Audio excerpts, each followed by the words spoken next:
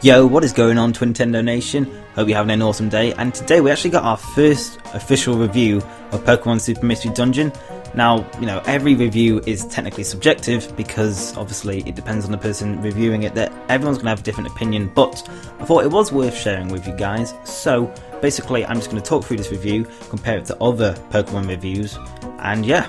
So basically this review is from Famitsu. Now, they kind of do reviews differently, and maybe it's a better system. Normally reviews are done by one person on like IGN and GameSpot and stuff like that, and obviously on YouTube it's normally by one person, but what they do is they have 4 different reviewers and then they give it a score out of 10 each and they average out the score. So the Super Mystery Dungeon actually got 36 out of 40 and it got 9 from every reviewer, which is solid. That's very, very good, so no complaints there. So it sounds like a very good game and probably got you hyped by the sound of the score. Now I'm going to actually compare it to old Mystery Dungeon games, what Famitsu reviewed them.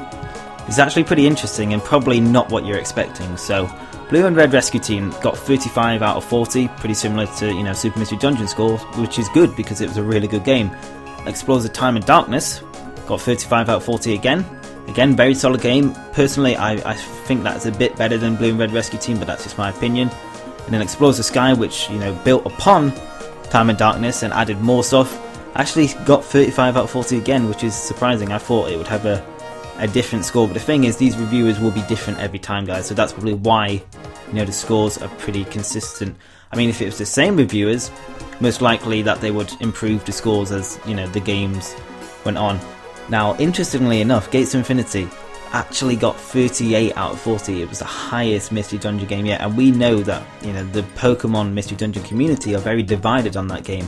I've seen a lot of comments, people defending the game on my channel, saying it's good, that I should try it out, and a lot of people telling me it's not worth my time. So I don't really see that with any other Mystery Dungeon game. So like I said, reviews are subjective, and the only review that does matter, or the only opinion that matters, is your own. So whenever you do get the game, definitely, if it, like IGN give it another bad review, Mystery Dungeon, don't care, just ignore it, to be honest, because the only opinion that does matter is yours. I've loved every single Mystery Dungeon game, they've always given it a bad review, so just ignore reviews, if you disagree with them, it doesn't really matter.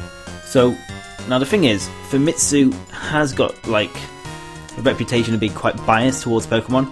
I'm actually going to prove this. So Black and White, Gen 5, which was for me the worst generation of the lot, got 40 out of 40, which for me is nowhere near that. Like, it was a good game, but it wasn't as good as the other generations for me, and I know there will be people who think it's the best generation. There's nothing wrong with that. Like I said earlier, the only opinion that matters is yours.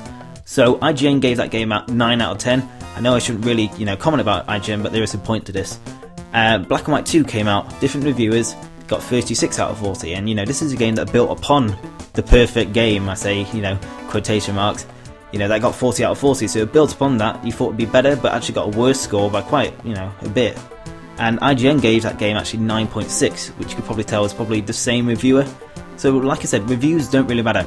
All I'm saying is 36 out of 40 for Super Mystery Dungeon, very good score, but we can't tell right now what the game's actually going to be like, whether it is going to be the best Mystery Dungeon game ever, or it's going to be, divide the fan base like Gates of Infinity did. So as I said, the only opinion that does matter is yours, so take it with a pinch of salt, guys. Just wanted to mention this because I know a lot of people will probably stumble across this review and probably, overreact and say it's going to be the best Mystery Dungeon game ever. Just want to, point out, just don't get your hopes up. Even though I do think it's going to be an amazing game, just I don't know, I just won't get massively overhyped to get disappointed, but definitely keep looking forward to it, guys. So that is it for this video.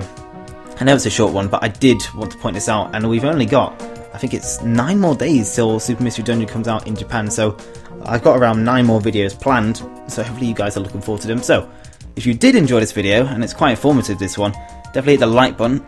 Really helps out this video and our channel. So, and if you're part of Twintendo Nation, I know you do it already, but still, it really helps out.